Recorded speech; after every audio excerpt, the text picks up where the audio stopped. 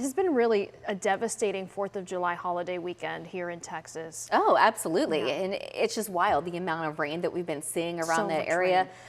It's obviously caused so much devastation already, and it's just continuing to hang on. Yeah, it's not letting up. Yeah, Right? that same storm system, it's a weak upper low that just doesn't want to leave Texas just yet. It's been keeping the rain, really, it's been responsible for all the rain that you're seeing across the hill country and North Texas. So what you're seeing right now is the hill country, and we still have that rain that's already falling, but this is the light stuff. You can see that we've had a flash flood warning across parts of Mason County.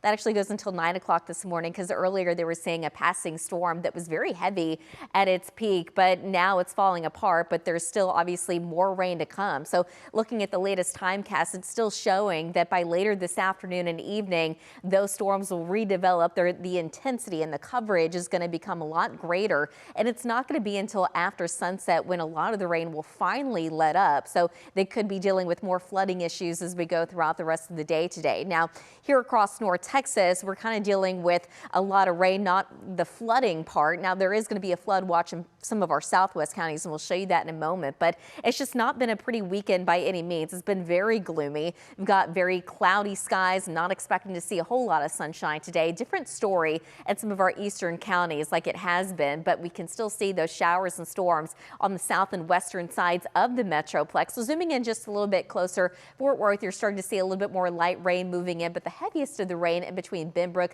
Burleson, down towards Cleburne. There's a few lightning strikes, not expecting any severe weather, but from some strong storms from time to time, very tropical like this air mass is. And as we go throughout the afternoon, showing you the timecast, most of the coverage of rain will stay on the western and southwest sides of the Metroplex. We just can't rule out that some of this rain will eventually make it into downtown Dallas and maybe some of our eastern counties, but that would be a lot more isolated. Overnight tonight, we're going to be cloudy. I think mostly dry. The chance of rain is going to be very low. Tomorrow morning, though, we could start to see a few more isolated showers and storms, so I'm still going to go with a 30% coverage of rain and storms, especially later in the afternoon.